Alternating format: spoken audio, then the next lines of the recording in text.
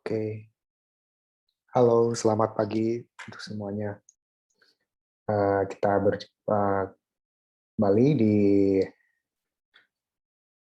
kuliah biologi sel, dan kali ini kita akan membahas mengenai vakuola dan dinding sel. Di minggu lalu kita sudah membahas mengenai apa namanya plastida ya, plastida. Nah, sekarang kita akan bahas mengenai vakuola dan dinding sel.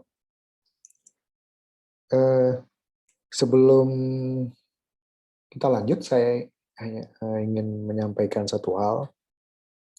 Ini untuk perkuliahan biologi sel ini, untuk yang materi selanjutnya ya, untuk di tanggal 11 Mei, itu kita akan membahas mengenai matriks sitoplasma. Nah, itu kita akan melakukan kegiatan belajar mengajarnya melalui Zoom. Jadi tanggal 11 Mei, untuk matriks sitoplasma kita akan adakan Zoom. Nah, itu kenapa? Karena kita juga akan, saya ingin untuk mengatur jadwal pengganti yang untuk tanggal 1 Juni nanti untuk motilitas sel itu 1 Juni itu libur, jadi selain memang kita mungkin sudah lama tidak Zoom, jadi kita coba Zoom di tanggal 11 Mei-nya ya. Jadi tolong mungkin di nanti diharapkan untuk hadir di Zoom ya tanggal 11 Mei. Kemudian di situ juga kita akan membahas mengenai juga mengenai kemungkinan jadwal pengganti untuk kuliah di tanggal 1 Juninya. 1 Juni untuk motilitas sel ya. Oke, itu saja untuk hal yang ingin saya sampaikan pengumumannya. Baik, kita lanjut ya ke materi. Oke, vakuola dan dinding sel. Ya, jika kita mendengar, mungkin kalian sudah pernah mendengar vakuola, kemudian dinding sel ya. Kemudian kenapa keduanya ini berkaitan? Nah, jika kita mendengar vakuola, sebetulnya vakuola itu di sel eukariot itu dominan adanya di tumbuhan ya, di tumbuhan. Nah, kemudian dinding sel juga kalau di eukariot itu kan kalau sel hewan tidak punya dinding sel ya, yang punya dinding sel itu adalah sel tumbuhan. Jadi seperti misalnya dilihat di sini adalah sel daun ya, sel daun. Nah, ini yang abu-abu ini adalah dinding selnya. Nah, kemudian ini kita lihat ini ada stomata ya. Stomata seperti diketahui stomata ada sel guard. Ini sel guard ini kan bisa membuka, menutup. Nah, membuka menutup itu karena juga ada kaitannya dengan fungsi dari si vakuola itu untuk membuka, menutup gitu ya. Nah, tapi vakuola ini tidak hanya di sel tumbuhan, tapi di misalnya di sel hewan juga ada ya, dan itu memang disebut tidak tidak sebesar dan tidak sekok keberadaannya itu tidak seperti di tumbuhan itu kalau di sel hewan ya. Nah, kemudian dinding sel di vakuola juga ada di, misalnya nanti kita akan lihat ada juga di misal di protozoa, di kamir, di yeast juga ada vakuola. Ya. Kemudian kalau dinding sel juga tentunya kan kalian juga sudah mendengar dinding sel itu ada bakteri juga mengandung dinding sel ya. Jika kita mengacu kepada dinding sel gitu. Kemudian cendawan, fungi juga mengandung dinding sel. kemudian sel tumbuhan yang mengandung dinding sel ya. Oke. Ya, oke, kita lanjut. Jadi, pertama kita akan membahas mengenai vakuola terlebih dahulu.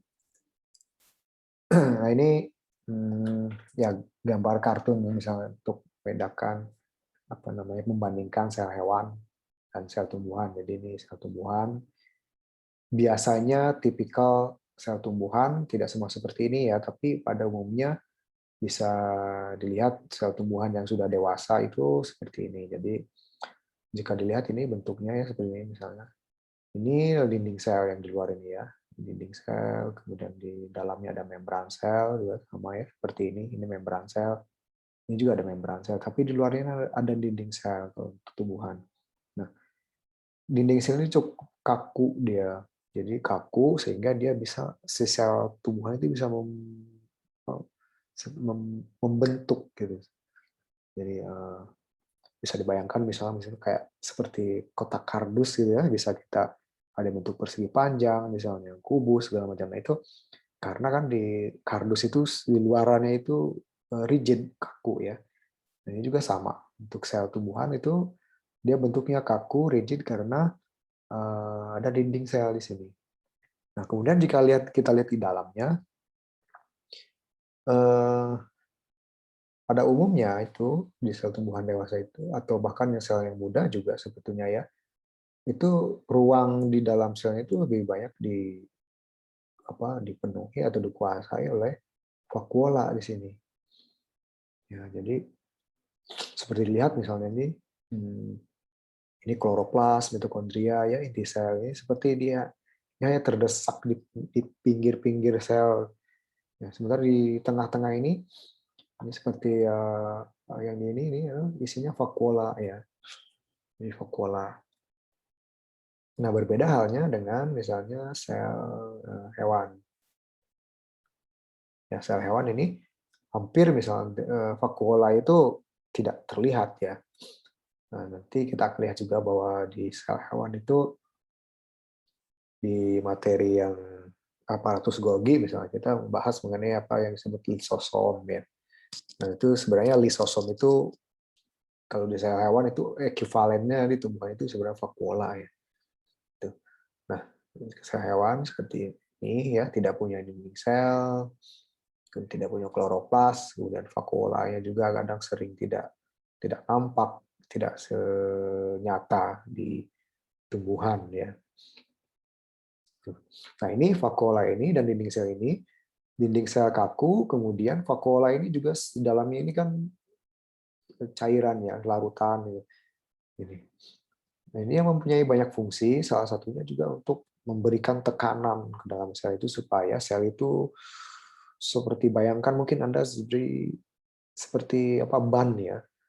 Ban itu ban mobil misalnya itu vakuola ini memberikan tekanan sehingga ban atau sel itu apa turgid itu artinya seperti ban yang tidak kempes ya, tidak ban yang apa namanya berisi gitu. Nah, itu akan menentukan turgor gitu. Jadi si sel tumbuhan itu seperti tidak layu ya. Itu kan kalau sel tumbuhan bisa berdiri kemudian tegak gitu. Itu karena ada tekanan dari vakuola ini, artinya vakuola ini bayangkan seperti balon, ban gitu ya, ban di dalamnya berisi angin, kalau ini berisi cairan. Kemudian ini ya yang apa dinding selnya ini yang menahan di luar supaya tidak pecah gitu. Nah, ini memudahkannya membayangkan seperti itu. Ya. Oke, jika kita lihat vakuola di sel tumbuhan, nah ini struktur untuk sel tumbuhan ya, kira seperti ini. Nah, ini yang di tebal, yang bold ini adalah komponen yang ada di sel tumbuhan tapi tidak ada di sel hewan atau untuk khusus vakuola misalnya sedikit sekali. Ya, jadi ada plasmodesmata, kloroplas, dan vakuola. Nah, seperti lihat nih, seperti struktur tiga dimensinya kira-kira seperti ini ya. Ini vakuola, ini juga ya didominasi oleh vakuola. Ini nukleusnya, mitokondria misalnya. Nah, jika dilihat di sini bahwa apa? Nah, seperti lihat di sini bahwa sel tumbuhan ya tidak mempunyai lisosom. Nah, seperti yang saya singgung di awal, sebetulnya secara biogenesis, artinya secara proses pembentukannya ya, itu sebenarnya kalau di tumbuhan itu vakuola, kalau di sel hewan itu sebenarnya itu lisosom ya, ekivalennya gitu. Sehingga itu sebabnya di sel tumbuhan tidak terdapat lisosom. Sementara di sel hewan ada lisosom, tapi tidak ada vakuola atau hanya sedikit sekali ada sel-sel yang mengandung vakuola. Ya. Nah, kemudian di sel tumbuhan tentunya ada kloroplas ya, dinding sel, kemudian central vacuole ya, vacuole. Jadi disebutnya kalau untuk sel tumbuhan yang vakuola yang besar ini adalah vakuola sentral ya, vakuola sentral di sini. Oke. Nah, ini di sel hewan mana vakuolanya ya, misalnya mungkin seperti ini, strukturnya kecil ya. Tapi jika dilihat di sini sebenarnya belum cukup sulit sebenarnya menentukan mana vakuola ya ininya. Nah, sehingga bisa dilihat di sini nih lisosom banyaknya ya di sel hewan itu lisosom seperti ini. Kemudian di sel hewan juga ada sentriol di mana di sel tumbuhan tidak ada ya.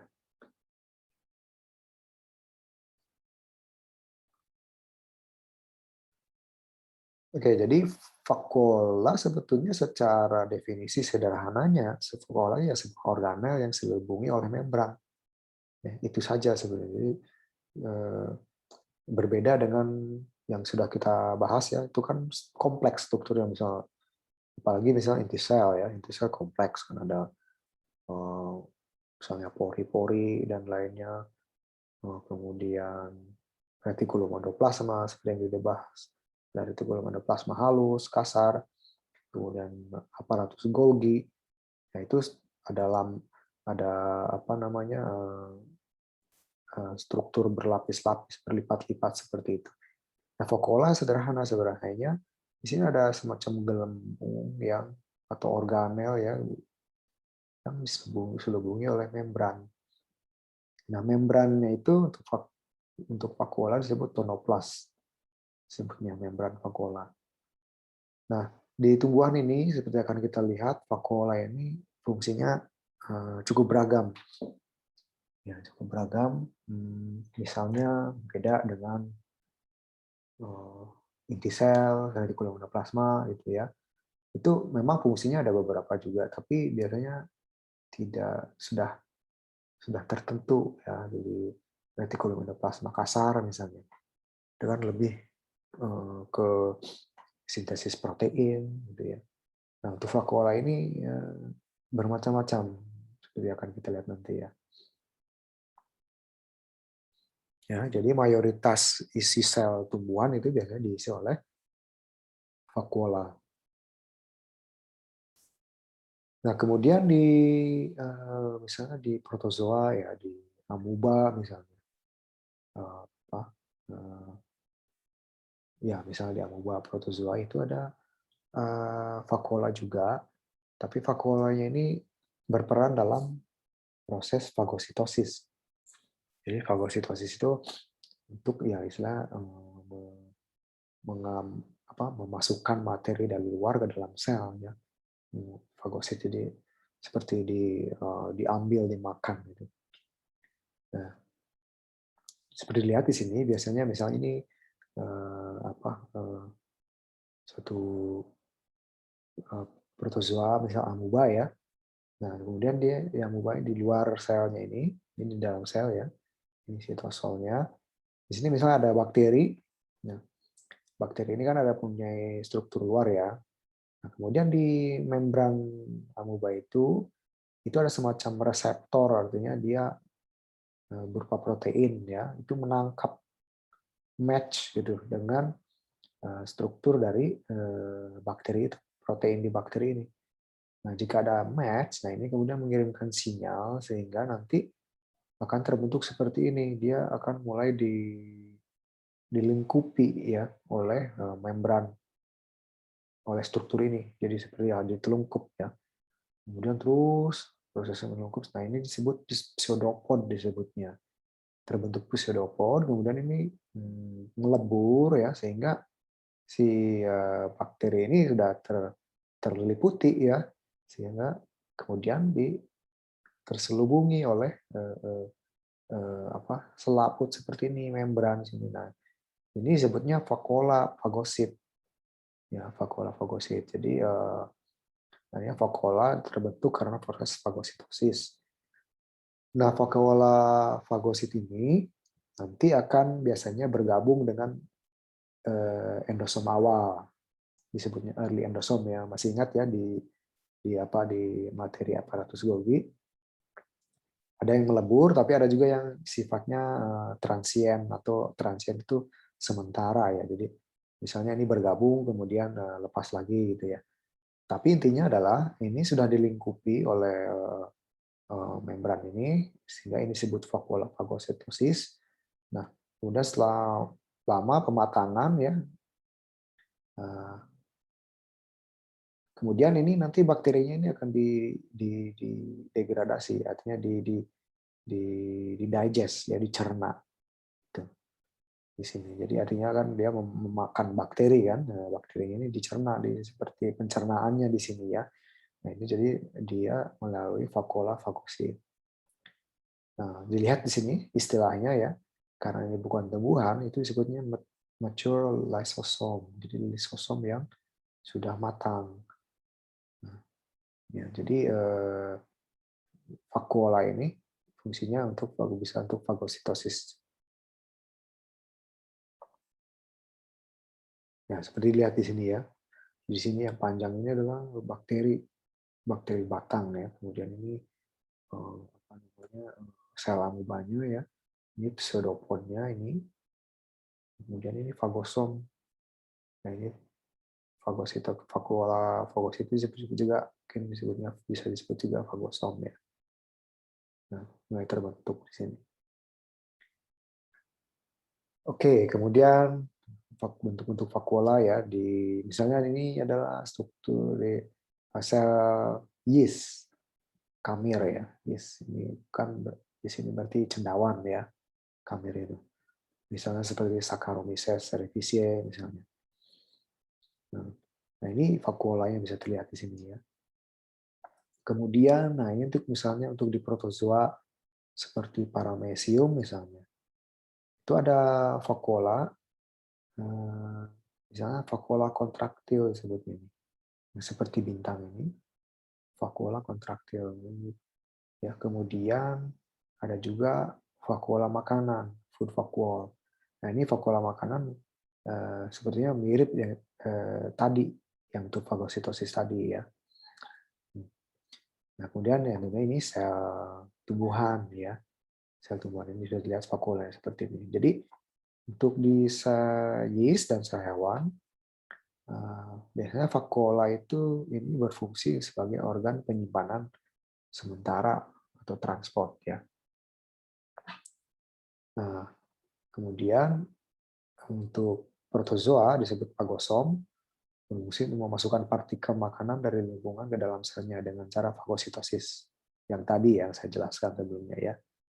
Nah, kemudian juga ada protozoa memiliki vakuola kontraktil ya, yang fungsinya untuk meregulasi osmosis, tekanan osmosis. Jadi biasanya untuk meregulasi tekanan osmosis itu biasanya dengan misalnya kelebihan air di dalam selnya kemudian dipompa keluar ya. Jadi seperti ini nih, vakuola kontraktil.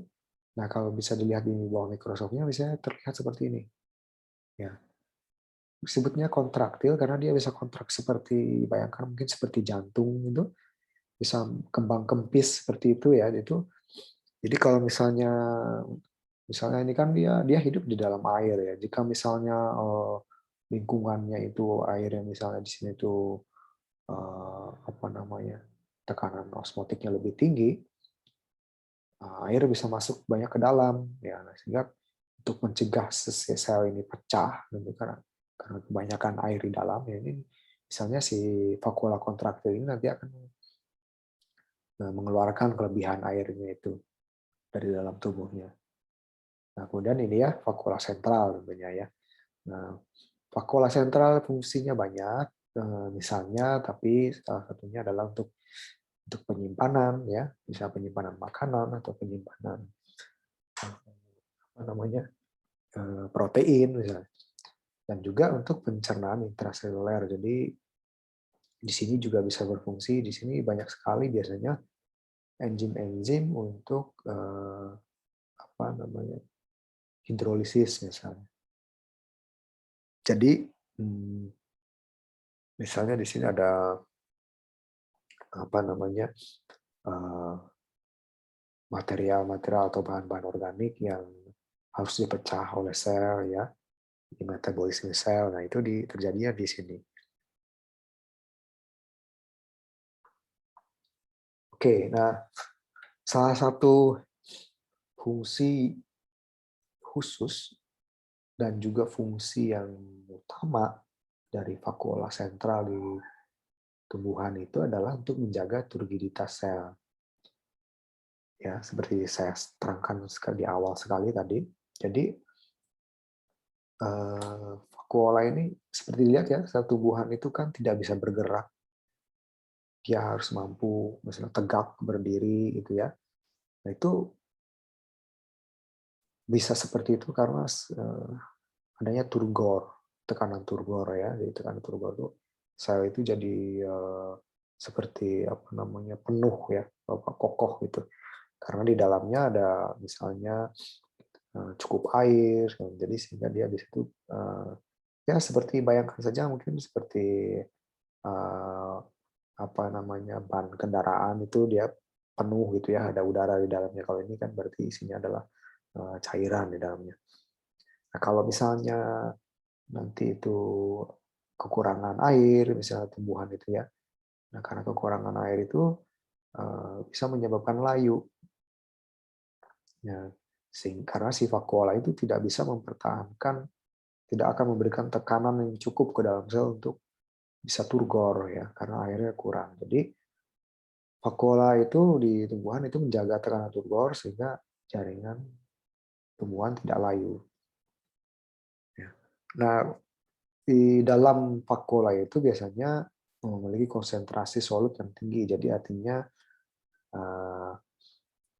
solut itu hanya bahan terlarut di dalamnya itu. Jadi bayangkan itu berupa larutan yang konsentrasinya tinggi ya di dalamnya, bisa isinya di dalamnya bisa mineral, protein dan lain-lain, sehingga secara konsentrasi itu lebih tinggi bahan terlarutnya. Nah, ingat bahwa tekanan osmosis ya, jika misalnya apa namanya di vakuola itu konsentrasi solut lebih tinggi, nah sehingga untuk menyeimbangkan air itu harus masuk ke dalam vakuola. Ya, jadi karena konsentrasi di dalam vakuola lebih tinggi dibanding misalnya di sitoplasma, sehingga air dari sitoplasma itu masuk ke dalam vakuola. Ya, karena vakuolanya terisi air penuh ya, sehingga dia membengkak, vakuola itu membengkak, sehingga si vakuola tadi itu mendorong isi sel ke arah dinding sel.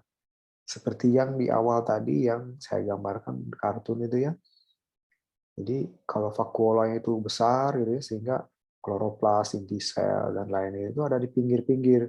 Nah, itu artinya berarti si vakuola ini apa dalam keadaan yang turgor yang bagus, artinya dia membengkak karena ada cairan yang cukup ke dalamnya, sehingga mendorong isi sel ke dalam dinding sel, dan akhirnya itu akan menjaga tekanan turgor. Jadi itu turgornya bagus, sel seperti itu. Ya. Nah, kalau misalnya kekurangan air, gitu ya, nah tidak ada air, sedikit air yang masuk ke vakuola, ya, karena kan di sini dalam vakuola ini konsentrasi lebih tinggi. Karena airnya kurang, jadi yang masuk ke dalam vakuola juga air sedikit, sehingga si vakuola itu tidak tidak cukup besar, tidak cukup mempunyai tekanan yang tinggi untuk mendorong mengisi sel itu, sehingga jadilah jaringan itu layu ya. Tuh. Nah, kemudian nah ini fungsi lainnya yang khusus ya pada sel tumbuhan itu misalnya untuk menyimpan malat. Nah, untuk ini saya akan menjelaskan dulu ya karena ini ada kaitannya dengan fotosintesis. Ingat di materi yang sebelumnya di plastida ada kloroplas ya. Di kloroplas itu kan ada reaksi fotosintesis itu dibagi dua.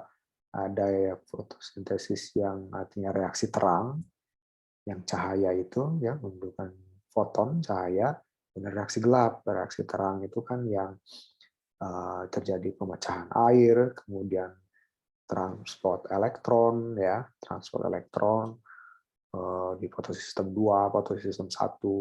Kemudian nanti ujung-ujungnya adalah terjadi gradien proton dan elektron ya, sehingga nanti ATP sintase akan menghasilkan ATP kan, dan juga nanti ada NADPH. ATP dan NADPH nanti masuk ke diperlukan di reaksi gelap yaitu siklus Kelvin, di mana di sana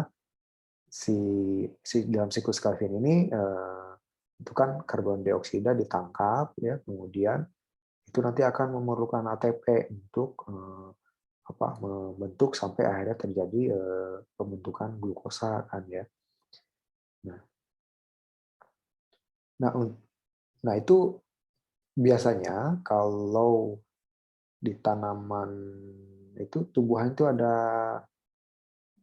3 ya, ada disebut C3, C4 dan di sini CAM. Yang paling umum adalah C3, artinya C3 itu jadi reaksi terang, reaksi gelap itu bisa terjadi di sel yang sama, kemudian di waktu yang sama. Nah, kalau C4 itu reaksi gelap dan reaksi terang itu terjadi di sel berbeda. Nah, kalau CAM itu reaksi terang dan reaksi gelap terjadi di sel yang sama, hanya waktunya yang berbeda. Ya, dia antara malam dan siang, katanya gelap dan terang. Begitu. Itu kenapa sebabnya seperti itu tanaman itu artinya sebenarnya CAM dan C4 itu modifikasi dari C3. C3 tadi kan fotosintesis terang dan gelap itu terjadi di sel yang sama di waktu yang sama juga terjadi.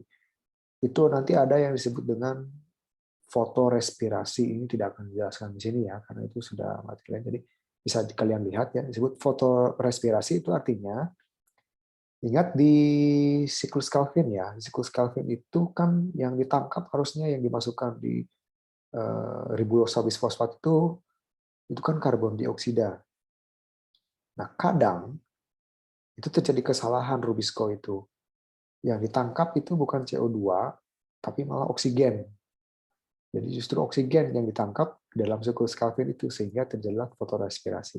Nah, itu fotorespirasi ini untuk sel itu sangat merugikan, karena dia akan membutuhkan energi banyak.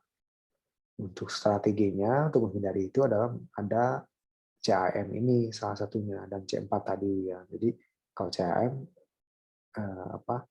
terjadi di waktu yang berbeda di malam dan siang. Oke, kita aja ya. Jadi tanaman CAM itu misalnya di kaktus ya, seperti ini, kemudian nanas ya. Jadi pada fotosintesis tanaman CAM, vakuola memiliki fungsi khusus. Jadi di tanaman CAM ini stomata itu membuka di malam hari. Membuka di malam hari. Nah, kemudian karbon dioksida ini masuk ke jaringan mesofil ya di daun. Nah, kemudian karbon dioksida ini disimpan sebagai malat di dalam vakuola ini. Jadi sini ya, ketika malam stomata terbuka, karbon dioksida masuk ya, kemudian di sini terjadi reaksi digabungkan dengan ini senyawa organik yang lain, biasanya itu yang C3 itu kan ya. Ingat di fotosintesis siklus Calvin kan, C-nya 3 itu. Nah, intinya adalah karbon dioksida masuk, kemudian dia disintesis menjadi malat. Nah, malatnya ini kemudian masuk ke dalam vakuola. Ya, vakuola. Nah, kemudian ketika siang hari, stomata menutup. Nah, stomata menutup, kemudian malat ini berdifusi dari vakuola itu ke sitosol. Nah, di sitosol ini terjadi dekarboksilasi, jadi karbon dioksidanya dilepas lagi. Terbentuk karbon dioksida dan pirufat. Nah, pirufat ini nanti kan reaksi lagi didaur ulang jadi triosa lagi ya. Jadi triosa kemudian menjadi pati gitu ya. Kemudian pati ini didaur ulang lagi, ada yang jadi PP lagi seperti itu. Nah, karbon dioksidanya masuk ke sini kan, ke triosa siklus Calvin itu, sehingga untuk mati ya. Jadi strategi ini sebetulnya adalah strategi bagaimana mencegah jangan sampai oksigen yang diambil oleh di sini. Ya, jangan sampai oksigen yang diambil ketika siklus Calvin itu. Caranya adalah strateginya begini gitu. Jadi ketika malam terbuka stomata untuk memaksimalkan karbon dioksida masuk. Ketika masuk langsung di sintesis menjadi malat karbon dioksidanya ini. Masuk ke vakuola, disimpan sini banyak ya sebagai cadangan itu banyak. Nah, kemudian malatnya ini keluar berdifusi ke sitoplasma lagi ketika siang hari ya. Nah, karbon dioksida dilepas lagi, dekarboksilasi ya. Karbon dioksida dilepas lagi sehingga di sini banyak sekali karbon dioksida yang dilepaskan sehingga lebih menjamin apa yang ditangkap oleh siklus Calvin itu adalah karbon dioksida, bukan oksigen. Ya. Nah, itu fungsi khusus dari vakuola di tanaman cam ya untuk menyimpan malat. Oke, kemudian fungsi khusus lainnya adalah si vakuola ini juga bisa untuk meregulasi pH sitosol. Nah, kadang kan misalnya nih tumbuhan itu kan tergantung lingkungannya, misalnya tiba-tiba tanahnya itu menjadi asam misalnya. Seperti tanah gambut misalnya, tanahnya itu asam sehingga dia harus beradaptasi. Nah, bagaimana caranya? Jadi si vakuola ini juga berfungsi sebagai bisa meregulasi pH ya. Jadi misalnya di akar sini, ini meregulasinya itu lewat pompa proton, tapi pompa protonnya ini yang tergantung ATP. Jadi pompa proton yang ATP dependent karena tergantung ATP ya, artinya dia memerlukan ATP. Nah, ini dapat mengkombinasi penurunan pH sitosolik dengan cara mentransfer proton dari sitosol ke filamen vakuola. Jadi ketika misalnya di pH di sitosol ini, di sitoplasma ini turun, ya pH turun di sini artinya di sini banyak proton ya. Kalau pH turun ya asam kan, ini banyak proton. Nah, disinilah ini kan pompa proton yang ATP dependent itu protonnya dimasukkan ke dalam vakuola, dipompa ke dalam, ya. Sehingga nanti akan menaikkan pH di sini, karena kan protonnya masuk ke sini ya, sebagai penampung proton. Nah, untuk memasukkan H+ ini, proton ke sini, itu memerlukan ATP, ya, menjadi ubah ATP menjadi ADP dan PI ya, fosfat. Oke, nah ini misalnya di akar seperti ini ya. Kemudian jika disambungkan lagi, ini misalnya kalau di daun, ya mekanismenya sama ya. Jadi jika misalnya pH di sitoplasma itu turun, artinya proton bertambah, H+ itu banyak, maka itu akan disequester, artinya dimasukkan ke dalam vakuola, dipompa oleh proton pump ini. Ya.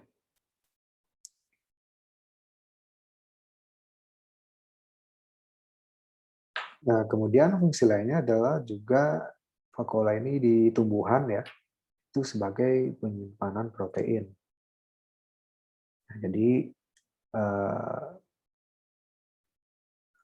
misalnya ini kita ingat kembali ya, jadi retikulum endoplasma ini ada ribosom tempat terjadinya protein, ya, sintesis protein. Nah, ini ada yang disebut protein bodies. Jadi biasanya di protein bodies ini semacam kumpulan protein-protein yang digabungkan, ya. Nah, agregasi kan dari assembly dari beberapa protein dari retikulum endoplasma. Nah, ketika ini terbentuk, ya biasanya dia biasanya antara tetap diam di retikulum endoplasma atau ini lepas, ya, lepas. Nah, kemudian bisa juga dia mengumpul di sitoplasma gitu ya, akumulasi di sitoplasma, atau ada juga yang sebagian yang harus diakomodir ke dalam vakuola. Jadi dimasukkan ke dalam vakuola melalui proses autofagi, ya. Autofagi. Jadi dimasukkan ke dalam gitu. Mirip fagositosis, tapi autofagi artinya masih di dalam sel yang sama, ya. Nah, jadi autofagi masuk ke sini. Nah, ini vakuolanya itu terbentuk dari ini Golgi, ingat ya? Golgi untuk apa namanya, misalnya ini lisosom ya, misalnya. Kemudian lisosom ini kecil-kecil ini bergabung membentuk prevakuola, kemudian prevakuola itu bergabung lagi sehingga membentuk vakuola lebih besar lagi. Yang kemudian ini protein bodies ini dimasukkan ke dalam protein storage vacuole atau PSV, ya. Nah, ini juga bisa untuk menyimpan protein, contohnya ya si vakuola ini. Oke, jadi kemudian fungsi khusus lainnya, misalnya untuk menyimpan antosianin untuk membentuk warna pada bunga. Nah, ini antosianin pigmen itu, ya, pigmen ini. Jadi pigmen ini bisa juga untuk membentuk warna bunga itu, ya, antosianin ungu misalnya. Itu pigmen-pigmennya disimpan di vakuola. Nah, kemudian untuk menyimpan zat toksik, jadi misalnya untuk pertahanan diri si tumbuhan ini terhadap serangan herbivora, misalnya terhadap serangan ulat atau serangga, ya. Nah, itu kan si tumbuhan itu untuk supaya mematikan apa namanya serangga atau membuat serangga tidak suka dengan daunnya, misalnya itu itu kan si tumbuhan itu menghasilkan zat-zat toksik, misalnya zat-zat toksik untuk mengusir ini apa namanya serangga-serangga itu, misalnya itu. Nah, zat-zat itu disimpannya di vakuola juga. Nah, tentunya untuk menyimpan secara umum, ya, secara general material organik maupun anorganik. Nah, kemudian menghasilkan juga ini ada senyawa-senyawaan yang untuk bisa melindungi dari sinar UV. Jadi sinar UV kan bisa merusak terutama misalnya DNA begitu. Nah, itu biasanya si tumbuhan mempunyai mekanisme supaya sinar UV itu bisa ditangkap oleh senyawaan tertentu sehingga nanti akan tidak berbahaya lagi atau si sinarnya itu terabsorpsi itu oleh senyawa itu si sinarnya. Nah, itu biasanya senyawa-senyawa ini juga disimpan di vakuola. Nah, kemudian juga ada sampah residu nih, sampah, ya. Sampah itu juga yang sulit dicerna itu disimpan di vakuola. Nah, jika ya kita bandingkan misalnya dengan hewan, ya, kayak hewan atau manusia kita gitu kan, sampah itu kita bisa buang di dalam tubuh itu. Ya, misalnya dengan urin, ya, kemudian tinja, ya, itu kan sampahnya bisa dibuang. Nah, kalau tumbuhan kan tidak ada seperti itu, ya. Jadi sehingga si apa namanya sampah-sampah residu itu biasanya ditampung dalam vakuola, ditampung dalam vakuola. Nah, biasanya di dalam vakuola itu bisa dimodifikasi lebih lanjut atau memang sengaja dikumpulkan saja di situ gitu, ya. Oke, itu untuk vakuola. Kemudian kita akan membahas mengenai dinding sel, ya. Nah, dinding sel. Oke. Nah, dinding sel ini jadi dia sebetulnya ya tentunya dinding sel lah yang memberikan kerangka struktural, ya, dalam tumbuhan. Jadi tumbuhan itu bisa berbentuk kubus persegi panjang atau apa. Eh, itu karena dia mempunyai struktur yang rigid, yang kaku. Gitu. Di sel itu, dinding sel memberikan kerangka struktural dan juga berfungsi sebagai barrier permeable. Jadi bayangkan bahwa sebenarnya si dinding sel ini tidak serta-merta dia karena apa namanya kaku, kokoh gitu ya, sehingga tidak ada yang bisa masuk ke dalam. Ya, kalau tidak ada yang bisa masuk ya sel bagaimana bisa bisa tumbuh, bisa hidup ya kalau tidak ada yang masuk. Jadi tidak seperti itu. Jadi dinding sel itu sebenarnya kalau dilihat secara mikroskopik itu sebenarnya seperti anyaman-anyaman ya. Sehingga sebetulnya molekul-molekul atau senyawa-senyawa itu bisa berlalu lalang, bisa masuk keluar ya, gitu. Permeable sebagai barrier yang permeable. Nah, kekuatan pada dinding sel ya sebenarnya diperoleh dari struktur yang kaku menyebabkan ya tumbuhan tidak bisa bergerak, kemudian bisa kaku ya berdiri misalnya. Nah, dinding sel ini dimiliki oleh semua sel tanaman kecuali sel sperma dan sel telur. Ya, tentunya karena kan dia keduanya ini harus melebur ya kalau ada sel, kalau ada dinding sel sulit melebur. Nah, jadi dinding sel yang kokoh memungkinkan tanaman untuk menahan tekanan turgor besar yang didesak oleh penyerapan airnya. Tadi yang vakuola tadi, ya kalau misalnya tekanan turgornya itu tinggi, karena vakuolanya penuh dengan cairan, benang air, misalnya kalau airnya banyak, itu tidak akan pecah sel itu karena ada dinding sel. Nah, dan tekanan turgor ini kan penting karena dia akan memberikan turgiditas dan kekokohan sel. Nah, selain itu juga ini juga sebagai ini kaitannya ke turgor ya. Turgor ini selain kekokohan turgiditas tadi juga untuk ekspansi sel, artinya sel yang tumbuh itu harus mempunyai turgor yang bagus. Karena kan harus membelah diri, kemudian harus dia ada tekanan ya, ada tekanan. Kalau tidak, misalnya sel meristem atau apa tidak cukup apa namanya tidak cukup tekanan tidak cukup untuk bisa membelah gitu. Kalau turgornya rendah.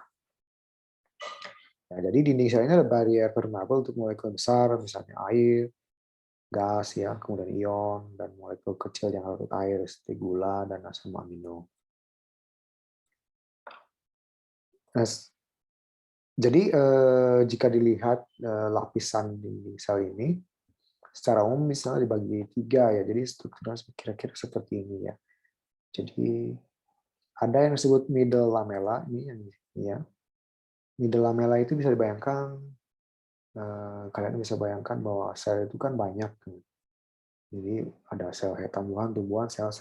Nah, middle lamella itu adalah dinding sel yang melekatkan dari satu sel ke sel yang lain, jadi saling berlekatan antara sel satu dengan sel lainnya itu lewat middle lamella gitu. Jadi ini di sharing sel ini. Middle lamella ini antara satu sel dengan sel yang lain. Ya. Kemudian di dalamnya ada primary wall, artinya dinding sel primer. Ya, kemudian di bawahnya ada membran plasma ya. Nah, disinilah misalnya sebenarnya nanti ada lagi dinding sel sekunder ya, tapi ini tidak diperlihatkan di sini. Tapi diperlihatkannya dinding sel primer. Nah, seperti dilihat di sini sebenarnya strukturnya cukup kompleks ya. Cukup kompleks. Jadi bisa dilihat di sini ada batang-batangan besar seperti ini adalah mikrofibril selulosa. Ya, jadi berupa serat-serat seperti ini ya, mikrofibril selulosa. Kemudian ini ada yang serat-serat kecil, benang-benang kecilnya yang ini ya, itu apa namanya? Misalnya adalah pektin ya. Kemudian ada juga yang hijau misalnya ini hemiselulosa ya. Jadi ini kompleks ini kan, dan ini saling berikatan, saling menganyam seperti itu ya. Jadi ada selulosa mikrofibris selulosa, kemudian ada pektin, ada hemiselulosa, ada protein yang soluble gitu ya. Itu. Nah, jadi dinding sel itu tersusun dalam lapisan berupa lapisan-lapisan layers ya, lapisan ada mikrofibri selulosa, ada hemiselulosa, kemudian pektin ya, ya ada juga lignin di sini. Ya, lignin tidak diperlihatkan di sini, lignin, kemudian ada juga protein yang larut air.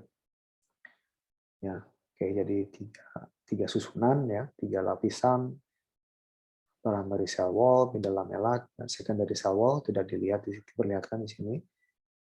Nah, oke, seperti ini. Nah, kemudian kita zoom in lagi, kita lihat lebih dalam lagi, lebih mikro lagi. Ini selulosa ya. Selulosa itu kan polimer linier dari glukosa.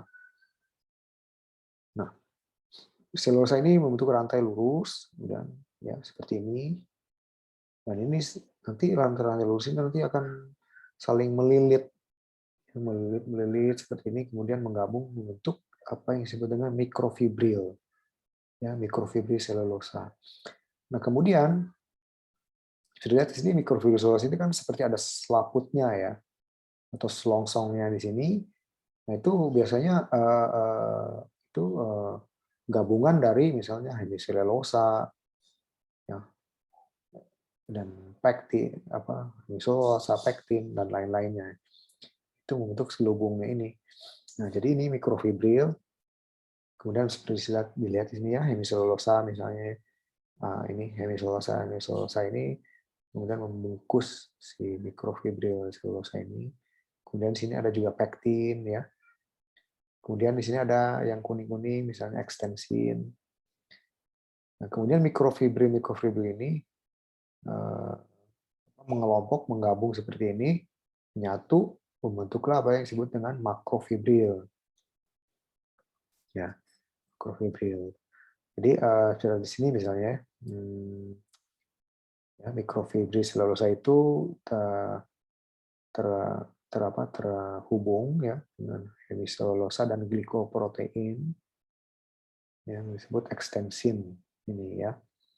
Nah itu membentuk jaringan yang saling berhubungan dan dia itu kaku. Kemudian dia itu berada di dalam matriks pektin. Ya, jadi kompleks ya ininya. Jadi mikrofiber selulosa ini sering yaitu melilit, twisted ya, kemudian membentuk makrofibril. Nah, jika dilihat misalnya di mikroskop elektron seperti di sini ya, untuk di alga hijau misalnya ini, seperti bisa dilihat di sini ya ininya mikrofibri selulosanya ya, benang-benang ini seperti ini.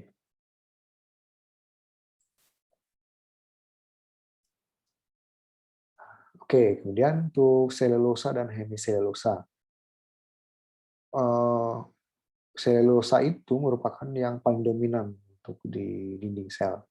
Jadi inilah komponen utama ya selulosa ini. Dan juga sebetulnya kalau dilihat di bumi ini selulosa ini yang paling banyak ya. Selulosa ini.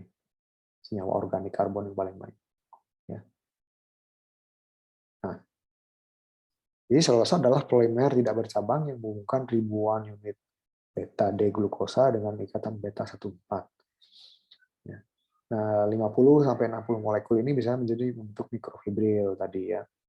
Nah, kemudian mikrofibril lebih berpilin ya untuk tali untuk makrofibril.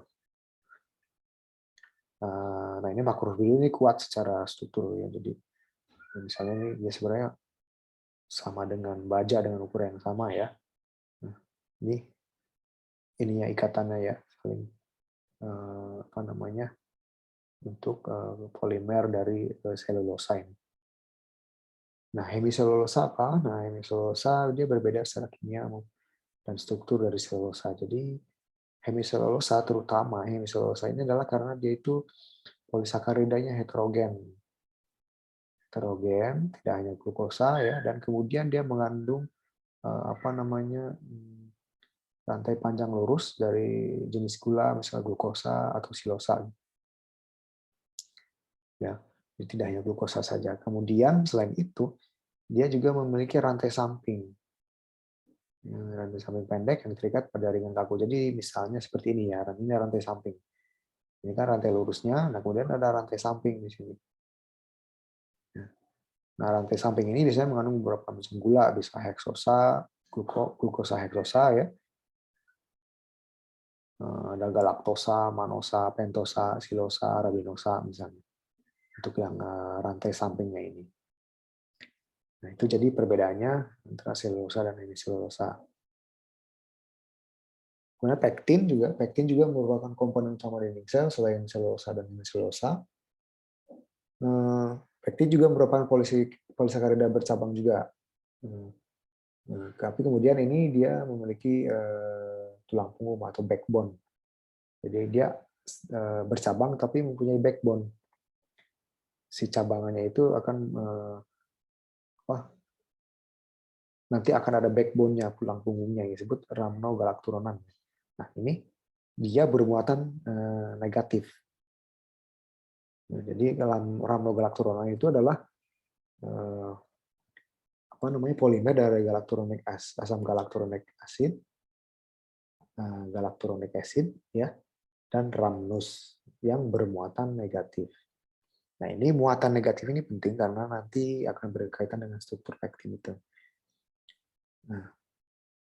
Nah, ini rantai samping ini terikat pada tulang punggung yang mengandung monosakarida yang sama seperti pada hemiselulosa tadi. Nah, tadi ini bermuatan negatif ya, karena dia itu bermuatan negatif, dia cenderung untuk bisa menyerap air, menyerap dan menjebak air ya. Nah, sehingga oleh sebab itu pektin itu bisa membentuk seperti gel. Nah, jadi misalnya kalau di jam ya, di jelly atau jam atau jus itu supaya kental atau membentuk bisa seperti jam gitu, itu diberi pektin ya. Itu pektin itulah yang memberikan bentuk seperti gel itu. Nah, kemudian di dalam selnya sendiri pektin ini penting untuk merekatkan antara sel tumbuhan satu dengan sel yang lain. Seperti tadi dilihat kan ada disebut middle lamella ya. Nah, ini jadi misalnya ini yang sel pertama, ini sel kedua ya. Nah, kemudian di sini kan ada dinding sel primer nih. Dinding sel primer, kemudian di sini ada dinding sel sekunder. Nah, di luar ini ada middle lamella. Nah, di middle lamella ini banyak mengandung pektin. Jadi pektin ini semacam yang melekatkannya itu gitu karena dia bisa menyerap air sehingga bentuk seperti jam dan jelly itu yang cenderung lengket ya. Jadi di sini pektinnya. Nah, kemudian tadi ada ekstensin kan. Nah, ekstensin itu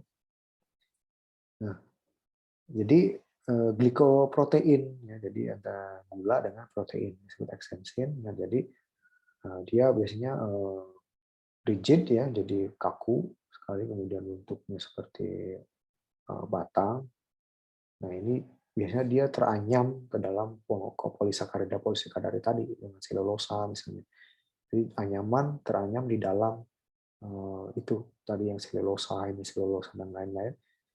Nah, kemudian karena itu biasanya si ekstensi ini adalah adanya di sel-sel yang misalnya sudah tua, ini untuk memberikan kekuatan ke dalam strukturnya gitu.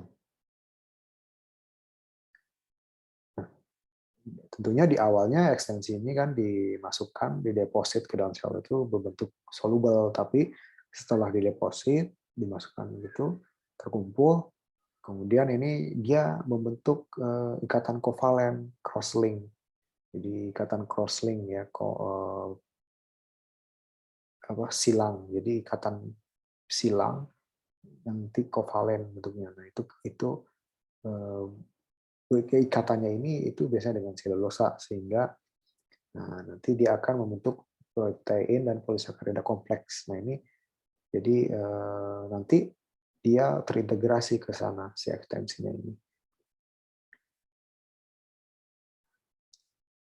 Nah, jadi biasanya ini jarang ditemukan di sel yang sedang tumbuh karena ekstensi ini cukup kaku ya. Nah, kemudian biasanya itu untuk di tumbuh-tumbuhan yang sel tumbuhan yang sudah matang, ya misalnya yang perlu kokoh itu. Nah, ini lignin. Nah, ini lignin juga komponen yang sangat penting ya, terutama di tumbuhan yang berkayu. Ya, tumbuhan berkayu. Jadi lignin ini adalah merupakan polimer yang tidak larut air, insoluble, insoluble ya.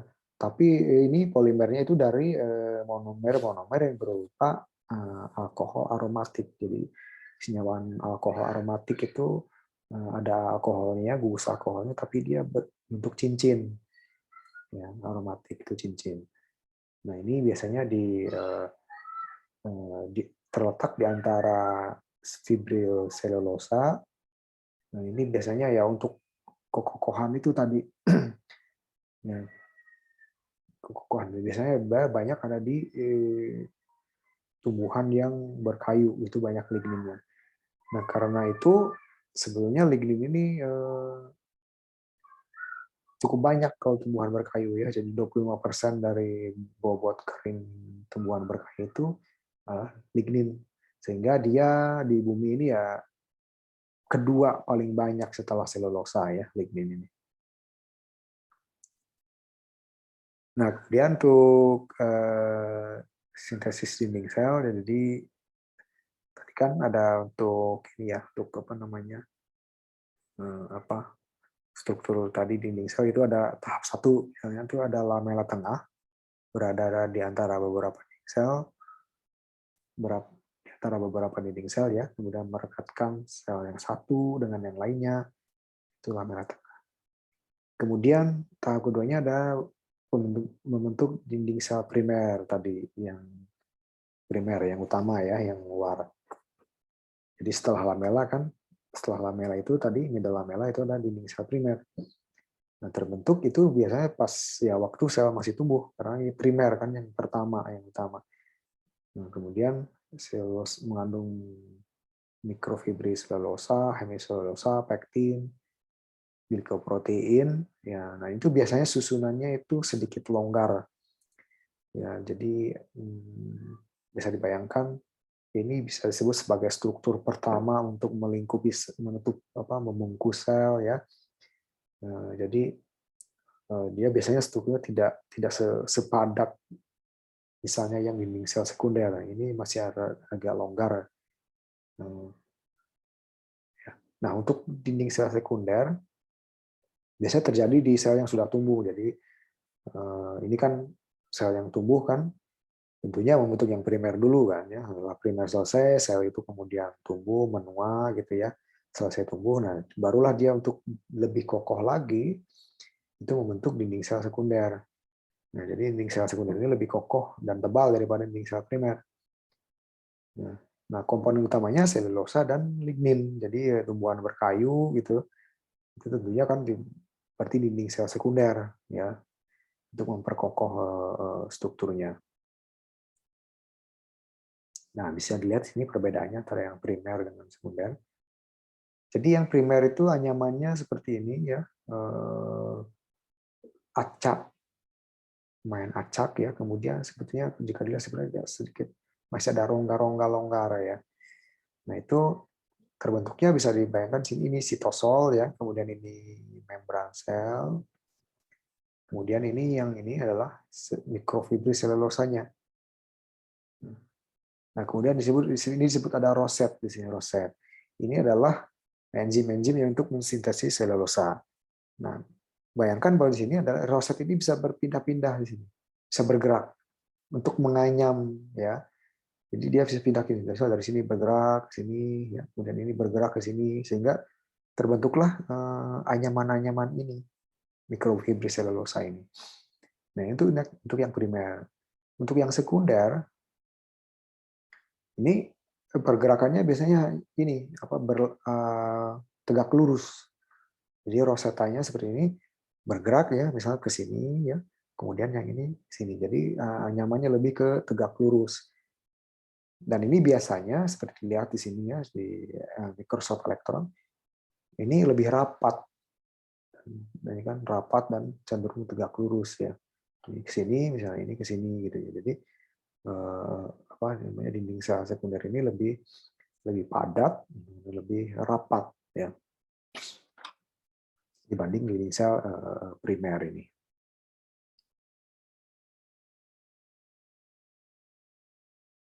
Oke ya, jika diperhatikan ini sebenarnya cukup menakjubkan ya ini enzim ini bergerak ke sini ya, kemudian ke sini sambil mensintesis anyaman mikrofibri selulosanya ini yang bergerak ini. Kemudian ini arah bergeraknya sudah tertentu ya ke sini kemudian ke sana gitu ya.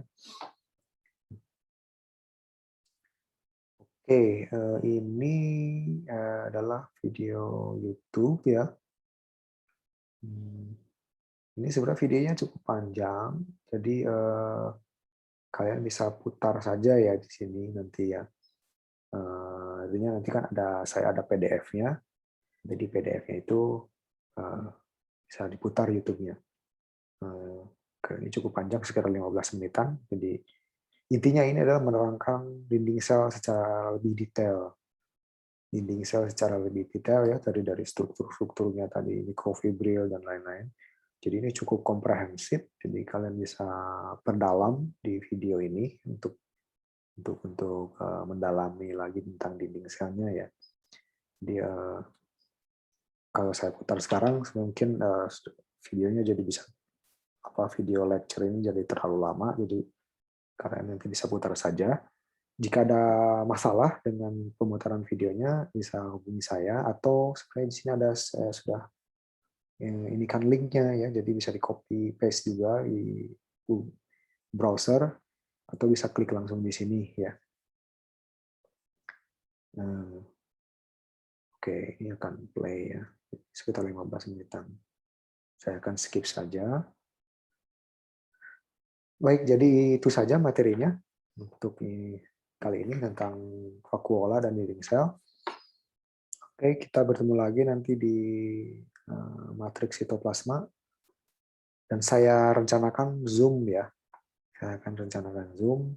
Mudah-mudahan bisa, jika misalnya tidak bisa saya akan hubungi ketua kelasnya untuk memberitahu teman-temannya, misalnya jika ada terjadi misalnya tiba-tiba tidak jadi Zoom-nya atau apa, tapi saya usahakan untuk jadi Zoom-nya ya. Oke, itu saja.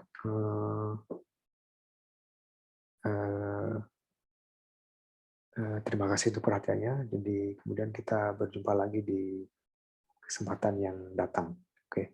Oke, selamat pagi untuk semuanya.